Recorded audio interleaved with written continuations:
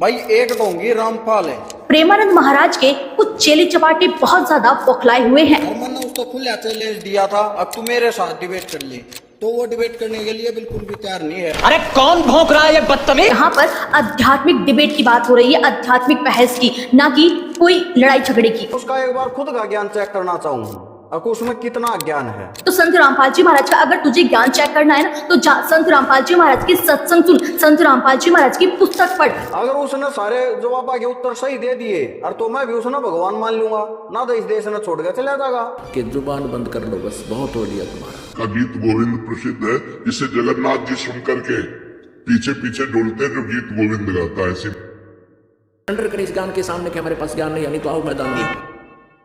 नमस्कार दर्शकों, स्वागत है आप सभी का हमारे इस YouTube चैनल में। तो दर्शकों, जैसे कि आपने देखा होगा कि जब से संत रामपाल जी महाराज ने हिंदू धर्म के चारों शंकराचार्यों और प्रेमानंद महाराज जैसे बड़े बड़े धर्म गुरुओं को आध्यात्मिक चर्चा के लिए, आध्यात्मिक डिबेट के लिए खुला चैलेंज दिया है, तब से प्रेमानंद महाराज के कुछ चेले चपाटे बहुत ज्यादा बौखलाए हुए हैं। एक आपने कुछ दिनों पहले बयान दिया था कि आप शास्त्रार्थ के लिए ओपन है, कोई बिल्कुल कोई भी आए, कोई आओ पहलवान के लाइक बालक आके आ जाए, कुछ दिन लड़ेगा कट्टे गाड़ी जी बराबर का। इतने महंत बने बैठे हैं जिनके पास चेले बुका रखी, प्रेमानंद जैसे, शंकराचार्य चारों। मैं अपना ज्ञान बताऊंगा, शास्त्र दिखाऊंगा कि ये शास्त्रों को मानो, तुम दिखा दो। जी हाँ, बहुत सारे प्रेमानंद महाराज के चेले चपाटे संत रामपाल जी महाराज के ऊपर वीडियो बना रहे हैं। कुछ तो संत रामपाल जी महाराज को अनाप शनाप बोल रहे हैं और कुछ कह रहे हैं कि आओ मुझसे डिबेट करो। यानी कि इनके प्रेमानंद महाराज तो किसी बिल में जाके छुप गए और उसी बिल में से इनके चेले चपाटे निकल कर आते हैं और संत रामपाल जी महाराज को डिबेट करने के लिए चैलेंज करते हैं। तो दर्शकों, बहुत सारे ऐसे पोस्ट, बहुत सारे ऐसे वीडियो सामने आ रहे हैं जिनमें प्रेमानंद महाराज के ये कुछ चेले चपाटे संत रामपाल जी महाराज को डिबेट करने के लिए चैलेंज कर रहे हैं। और कुछ ऐसी पोस्ट देखने में आ रही हैं जो संत रामपाल जी महाराज के बारे में अनाप शनाप बातें कर रही हैं। कुछ लोग संत रामपाल जी महाराज के ऊपर टिप्पणी कर रहे हैं और कुछ लोग संत रामपाल जी महाराज को अनाप शनाप कह रहे हैं। वैसे आपको इन सब के पीछे का मेन पर्पस पता है क्या है? इन सब का मेन पर्पस है टॉपिक को भटकाना। यानी कि जो इनके गुरु हैं, जो इनका गुरु है वो तो बिल में जाकर छुप चुका है और जो ये चेले चपाटे हैं वो आए हैं संत रामपाल जी महाराज को अनाप शनाप बोलने, यानी कि इस टॉपिक को ही भटकाने कि संत रामपाल जी महाराज ने प्रेमानंद जैसे बड़े बड़े धर्म गुरुओं को, बड़े बड़े कथावाचकों को और चारों शंकराचार्यों को खुली चुनौती दी है कि आओ और डिबेट करो। तो आइए दर्शकों, प्रेमानंद महाराज के कुछ भड़के हुए चेले चपाटों की वीडियो दिखाते हैं। सबसे पहले आप इसकी वीडियो देखिए। इस व्यक्ति ने संत रामपाल जी महाराज के ऊपर 2 वीडियो बना रखी है। सबसे पहले आप इसकी पहली वाली वीडियो देखिए। जय महाकाल भाई, जय श्री राम। सारे लाडले भैया ने भाई एक ढोंगी रामपाल है, मैंने उसको खुला चैलेंज दिया था, अब तू मेरे साथ डिबेट कर ले, तो वो डिबेट करने के लिए बिल्कुल भी तैयार नहीं है। उसके चेले चपटे एक बात कहते हैं कि धनाना धाम को तू जानता है, वहां जाकर डिबेट कर ले। ऐसे डिबेट नहीं होगा, ये धर्म के ऊपर बात करनी है, कोई छोटी चीज नहीं है। लाइव टेलीकास्ट पर बैठकर ये सारी बातें होंगी। और एक चीज के ऊपर, एक शर्त के ऊपर डिबेट करूंगा मैं उसके साथ है, अगर वह हारा तो उसको यह देश सदा सदा के लिए त्यागना पड़ेगा। तो दर्शकों, ये भी एक प्रेमानंद महाराज का चेला चपाटा है। और जब संत रामपाल जी महाराज ने प्रेमानंद महाराज समेत बहुत सारे धर्म गुरुओं को आध्यात्मिक ज्ञान चर्चा के लिए, डिबेट के लिए चैलेंज किया, तब इनके धर्म गुरु, इनके गुरु तो आए नहीं सामने और ये चेले चपाटे पहले आ गए। अब ये चेला चपाटा क्या कह रहा है ये आपने अभी सुना। तो ये व्यक्ति कह रहा है कि ये व्यक्ति संत रामपाल जी महाराज से डिबेट करेगा। इस व्यक्ति को ये भी पता है कि यहाँ पर किस तरह की डिबेट की बात हो रही है, या फिर ये सोच रहा है कि लड़ाई झगड़ा करने की बात हो रही है। तो चलो मैं चलता हूँ सबसे आगे। यहाँ स्पिरिचुअल डिबेट की बात हो रही है, यहाँ पर आध्यात्मिक डिबेट की बात हो रही है, आध्यात्मिक बहस की, ना कि कोई लड़ाई झगड़े की। और भाई तू जा अपने गुरु को बोल डिबेट करने के लिए, क्योंकि संत रामपाल जी महाराज ने प्रेमानंद महाराज को कहा है कि डिबेट करो, आध्यात्मिक बहस करो, आध्यात्मिक डिबेट करो। और जो तू बार बार कह रहा है ना कि मुझसे डिबेट करो, मैं करूंगा डिबेट, तो भाई तू संत रामपाल जी महाराज से डिबेट करने के लायक ही नहीं है। तू पहले अपने गुरु को बोल, वो संत रामपाल जी महाराज से आकर डिबेट करे, आध्यात्मिक डिबेट करे। और तुझे धार्मिक सत्य ग्रंथों का कोई ज्ञान है, धार्मिक शास्त्रों का कोई ज्ञान है, ज्ञान तो तेरे गुरु को ही नहीं है, तभी तो भोली जनता को मूर्ख बनाता फिर रहा है। देख, हमें लगता है कि कोई ऐसा साधन मिल जाए जिससे तुरंत झट से हमारे दुख दूर हो जाएं। अवश्य में भोक्तव्यम कृतम कर्म शुभाशुभम। अपने कर्म को जीव को भोगना होगा। सब क्या देखना पड़ रहा है? अच्छा है मैं अंधा हूँ। ये जब भगवान कह रहे हैं तो और की हम बात कैसे माने? प्रारब्ध भोग नहीं करता, खुली बात है। महाराज जी से पूछते हैं कि अगर कोई एक बेटी ठीक से चलने लायक भी नहीं हुई है और उसके साथ कोई रेप हो जाता है तो क्या हम रेपिस्ट को गलत बोल सकते हैं? तो इस पर प्रेमानंद महाराज ने जो जवाब दिया वो आत्मा को दुखी कर गया। उनका जवाब था कि शरीर छोटा है लेकिन पाप तो पुराने हैं। तो इसका मतलब तो ये निकल के आता है कि शायद प्रेमानंद महाराज जी ने बहुत पाप किए होंगे तभी आज किडनी दोनों खराब हैं। ये मेरे विचार नहीं है, ये खुद प्रेमानंद महाराज जी के विचार हैं। तो क्या हम किसी एक पापी की पूजा कर रहे हैं? तो बहुत दुख हुआ प्रेमानंद महाराज जी के इस विचार से। तो प्रेमानंद महाराज जी, आप तो हमेशा से अच्छी बातें ही करते थे, आपको कब से ये कलियुगी राक्षस ने दबोच लिया? परमात्मा घोर पाप भी काट सकता है, वेद ये कहते हैं। और ये सभी ऋषि नकली आपके समझ कर दिया कि प्रारब्ध तो भोगना ही पड़ेगा। और पाप क्या क्यों? प्रारब्ध के तो पाप होते हैं जो दुखदायी होते हैं, जो संचित उधर रखे उनको, उनकी तो बाद में लेखा होगा, देखी जाएगी जब होगा। तो अब प्रारब्ध के वर्तमान के पाप से दुख होता है। और पाप कट जाता है, काटा निकला दुख निवारण, पाप कट गया तो दुख सुख हो गया, दुख दूर। ये सब के उपकार करने वाले मित्र हैं आप, यानी परमेश्वर आप। देव करते से दान, अनजान पढ़ने में भी जो कुछ भी किया करता हूँ वह करूँ, उस सब एन से माने पाप के नाश करने वाले हो, एवजन माने दूर करने वाले हो, नाश करने वाले हो, विनाश करने वाले हो, एवजन माने विनाश। तो यहाँ इसने ऐसी जगह कुछ अड़ंगा डाल दिया जो आम आदमी समझ नहीं सका। अपने आत्माओं के वेद में जो लिखा है वो सत्य विद्या है, सच्चा ज्ञान है।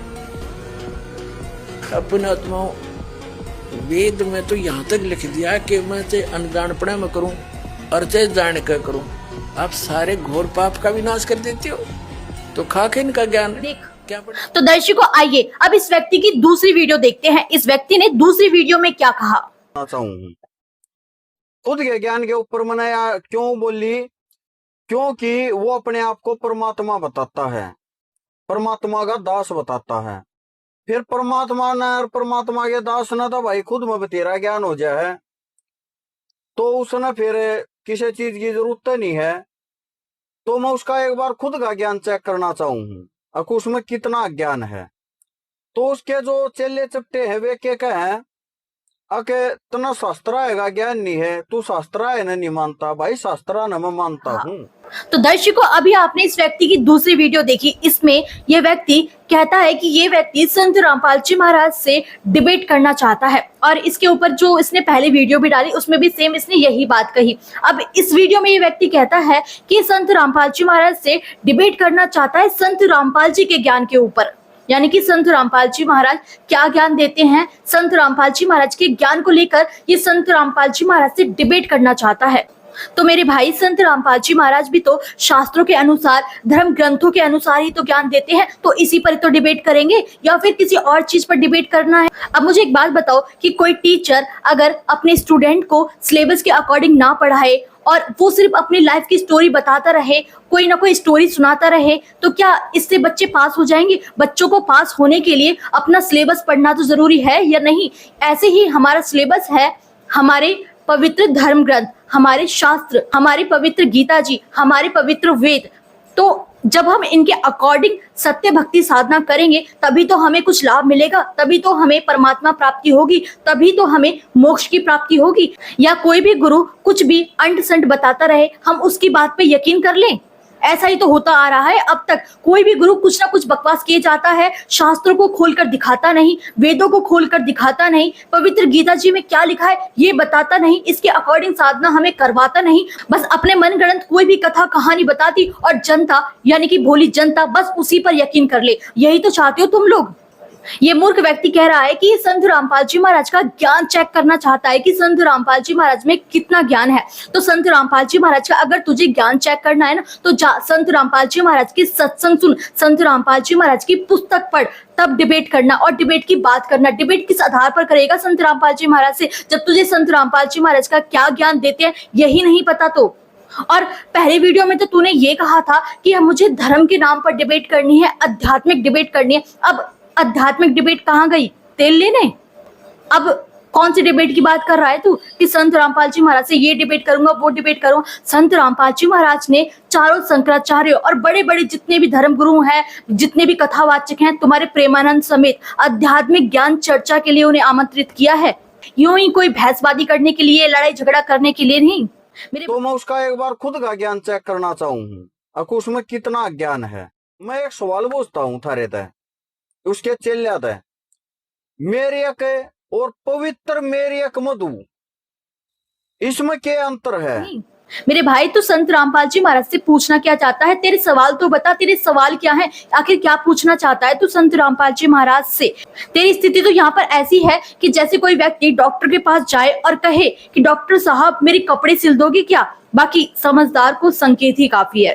तो दर्शकों, जो ये प्रेमानंद महाराज के चेले चपाटे बहुत ज्यादा बौखलाए हुए हैं, तो आइए थोड़ी सी बात प्रेमानंद महाराज के ऊपर और प्रेमानंद महाराज के ज्ञान के ऊपर भी कर लेते हैं। तो सबसे पहले तो हम बात करेंगे प्रेमानंद महाराज के राधे राधे की। जो प्रेमानंद महाराज जी बहुत ज्यादा राधे राधे नाम का रट लगाए रखते हैं और दूसरों को भी यही सलाह देते हैं कि राधे राधे नाम का जाप जपो। इसलिए तो बहुत सारे लोग सिर्फ राधे राधे करते रहते हैं। हम तो आशिक हैं वृंदावन के, हमारा तो राधा राधा राधा राधा तुमने सुना ही होगा। लेकिन वास्तविकता पता है आपको क्या है? वास्तविकता सुनकर आप भी हैरान रह जाओगे। राधे राधे का जाप कहीं भी हमारे धर्म ग्रंथों में लिखा ही नहीं है, और तो और राधे राधे का जिक्र हमारी पवित्र गीता जी में भी नहीं मिलता। तो फिर किस आधार पर प्रेमानंद महाराज राधे राधे की रट लगाए रहते हैं और इस भोली जनता को मूर्ख बनाकर किस आधार पर राधे राधे का जाप करने की शिक्षा देते हैं? राधे राधे हम कर रहे हैं पर मन का कुछ हो नहीं रहा है। ऐसा कैसी बात कह दी? और वो सारी झूठ बोले, उनके पास एक भी सत्य नहीं है। ये है पवित्र श्रीमद् भगवत गीता, कोड नंबर 17, गीता प्रेस गोरखपुर से है। इसमें आ जाओ। सबसे पहले आपको दिखाते हैं अध्याय 16 श्लोक नंबर 23 और 24। जो पुरुष शास्त्र विधि को त्याग कर अपनी इच्छा से मनमाना आचरण करता है, जैसे प्रेमानंद जी करते हैं मनमानी भक्ति, वह न सिद्धि को प्राप्त होता है। वो जो परमात्मा से कार्य सिद्धि चाहता है वो नहीं होंगे, न परम गति को, उसका मोक्ष नहीं होगा, न सुख को ही ना उसको सुख होगा।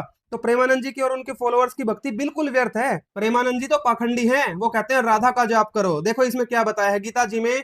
मंत्रों के जाप का सिर्फ 2 श्लोकों में आदेश है, वो दोनों आपको दिखाते हैं। पहले देखिए 8 का 13, ओम इति एक अक्षरम ब्रह्म व्याहरन माम अनुस्मरन यह प्रयाति त्यजन देहम स याति परमाम गतिम। ओम, इस एक अक्षर रूप ब्रह्म को, जो ओम है ब्रह्म का मंत्र, उसको उच्चारण करता हुआ, जो ब्रह्म का चिंतन करता हुआ शरीर को त्याग कर जाता है, वह पुरुष परम गति को प्राप्त होता है जो ओम से मिलती है। पूर्ण परमात्मा का मंत्र भी इसमें बताया है, जिससे मोक्ष की प्राप्ति होती है। यह है अध्याय 17 श्लोक 23, जिसकी जानकारी सिर्फ संत रामपाल जी महाराज रखते हैं। बाकी कोई भी पाखंडी आपको इसके बारे में नहीं बता सकता। ओम तत्सत इति निर्देश ब्राह्मण त्रिविधः स्मृतः ब्राह्मणः तेन वेदः च यज्ञः च विहितः पुरा। ओम तत्सत, ऐसे यह 3 प्रकार का सच्चिदानंद घन ब्रह्म का नाम का है। 3 चरण में नाम दीक्षा देते हैं संत रामपाल जी महाराज। उसी से सृष्टि के आदि काल में ब्राह्मण और वेद तथा यज्ञ आदि रचे गए। वो पूर्ण परमात्मा की भक्ति इस प्रकार होती है।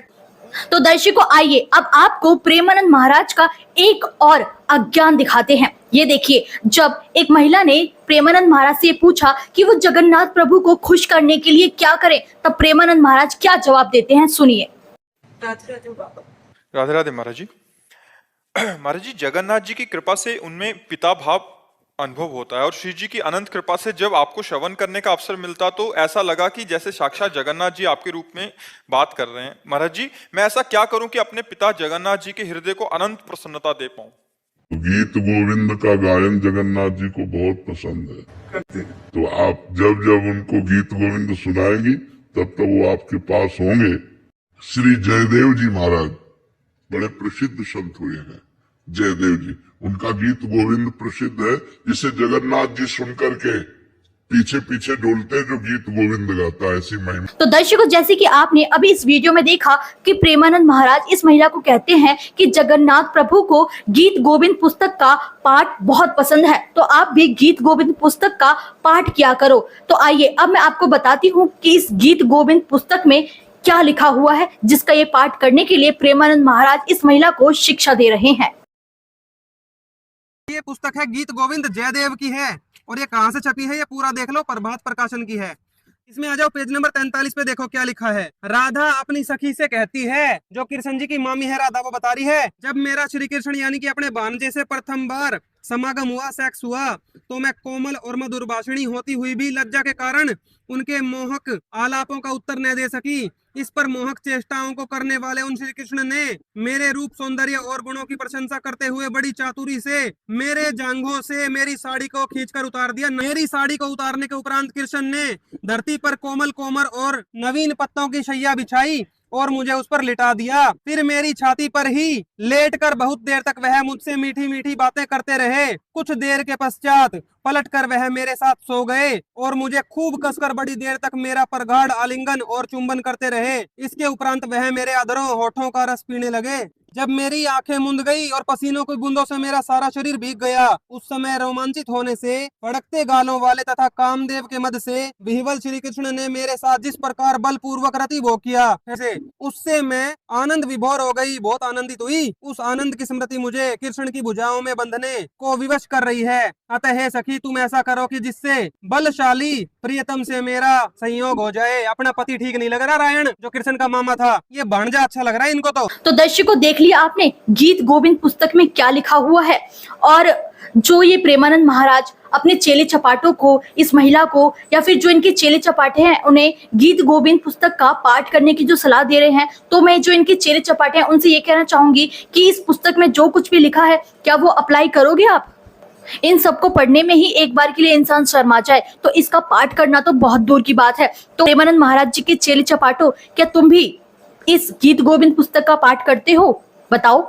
और यहाँ पर मैं एक बात और क्लियर कर दूं कि अभी कुछ लोग आएंगे मुंह उठाकर और कहेंगे कि तुम्हारे संत रामपाल जी महाराज भी तो अपनी पुस्तकों में अनाप शनाप चीजें लिखते हैं। तो मैं आपको बता दूं कि संत रामपाल जी महाराज की जो भी पुस्तक है, जैसे कि ज्ञान गंगा, गीता तेरा ज्ञान अमृत और जीने की राह जैसी पुस्तक, उन सब में जो कुछ भी लिखा है वो संत रामपाल जी महाराज ने अपने मन से कुछ भी नहीं लिख दिया। संत रामपाल जी महाराज ने उस पुस्तक में जो कुछ भी लिखा है वो हमारे पुराणों में, हमारे वेदों में, हमारे शास्त्रों में, हमारे पवित्र गीता जी में जो वर्णित है वही संत रामपाल जी महाराज ने लिखा है। और जो जो प्रकरण ये लोग उठाते हैं ना कि इस वाले में इस तरीके से संत रामपाल जी महाराज ने लिख दिया है, या फिर इस पुस्तक में संत रामपाल जी महाराज ने कितनी गंदी बात लिखी है, तो ये जो चीजें हैं ना, ये जितने भी प्रकरण हैं, ये जितनी भी स्टोरी है, वो संत रामपाल जी महाराज ने खुद से नहीं बनाई, बल्कि हमारे पुराणों में इस चीज को साफ तौर पर बताया गया है। मुझे पता है कि तुम्हें तो शास्त्रों का और पुराणों का और धर्म ग्रंथों का ज्ञान है नहीं, तो जाओ अपने गुरु से ही पूछो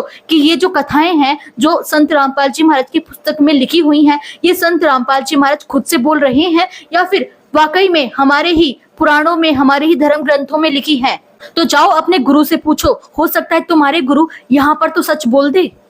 और जो ये कुछ एक लोग बौखलाए हुए हैं या फिर गलत पोस्ट डाल रहे हैं कि संत रामपाल जी महाराज ने राम के ऊपर ये कह दिया, संत रामपाल जी महाराज के भक्तों ने श्री राम के ऊपर टिप्पणी कर दी, संत रामपाल जी महाराज के अनुयायी ये कह रहे हैं कि श्री राम मांस खाते थे, तो ये सब चीज उन्होंने खुद से नहीं कह दी है या फिर खुद से वो बनाकर लोगों को भ्रमित नहीं कर रहे हैं, बल्कि ये चीज प्रमाणित है। और आप खुद भी देख सकते हो, अपने शास्त्र, अपने पुराण लाओ और देखो कि कहां पर लिखा हुआ है कि श्री राम मांस खाते थे। ये सच भी है या फिर नहीं, या फिर संत रामपाल जी महाराज के भक्त कोई अफवाह फैला रहे हैं। अपने धर्म ग्रंथों को, अपने शास्त्रों को, अपने पुराणों को तो तुम मानते ही होंगे या फिर नहीं, या फिर इन्हें भी झुठला दोगे? इन्हीं में ही प्रमाण मिलता है कि श्री राम मांस खाते थे। और जो ये कुछ एक लोग पोस्ट डालते हैं ना संत रामपाल जी महाराज के ऊपर, उनके बारे में अनाप शनाप कहते हैं, संत रामपाल जी महाराज के ऊपर पोस्ट बना के डालते हैं, तो उनको तो मैं सिर्फ एक ही बात कहना चाहूंगी कि तुम्हारे ऐसा करने से कुछ भी नहीं बिगड़ने वाला।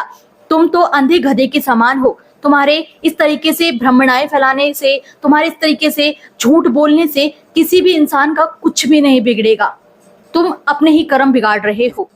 किसान की जितनी मदद की उन्होंने, ऐसे तो कोई भी संत नहीं हुए दुनिया के अंदर जिन्होंने किसान के लिए इतनी मदद की है। मौज कर दी जमा, इतनी सेवा इन्होंने कर दी, क्यों करता नहीं आज तो संत इतना कोई भी हिंदुस्तान में बहुत संत है, इतनी सेवा इसने, इसकी महिमा से हम तो पारंपार हो। खाद मिला ही नहीं करता जी टाइम पे, कोई भी ना DAP टाइप पे मिला था, ना खाद ना दवाई, बहुत ज्यादा परेशान रहते थे जी। संत ने बहुत अच्छी मुहिम चलाई है जी। चेहरे पे खुशहाली, चेहरे पे खुशहाली नहीं, दिल में भी खुशहाली है, चेहरे चेहरे पे नहीं। एक तो बोलता है कोई तो मतलब के लिए बोलता है, मतलब के लिए नहीं। तो दर्शकों, आज की वीडियो में सिर्फ इतना ही। आप प्रेमानंद महाराज को और प्रेमानंद महाराज के ज्ञान को क्या कहना चाहोगे, हमें कमेंट बॉक्स में लिखकर जरूर बताइए। इसके अलावा अगर आप हमारे इस YouTube चैनल पर नए हैं तो चैनल को सब्सक्राइब करके ऑल नोटिफिकेशन को भी ऑन कर लीजिए, जिससे आपको हमारी हर नई वीडियो की नोटिफिकेशन मिलती रहे सबसे पहले। और साथ ही अगर आप हमारी ये वीडियो फेसबुक पेज पर देख रहे हैं तो हमारे फेसबुक पेज को फॉलो कर लीजिए और इस वीडियो को अपने दोस्तों के साथ शेयर कर दीजिए। धन्यवाद।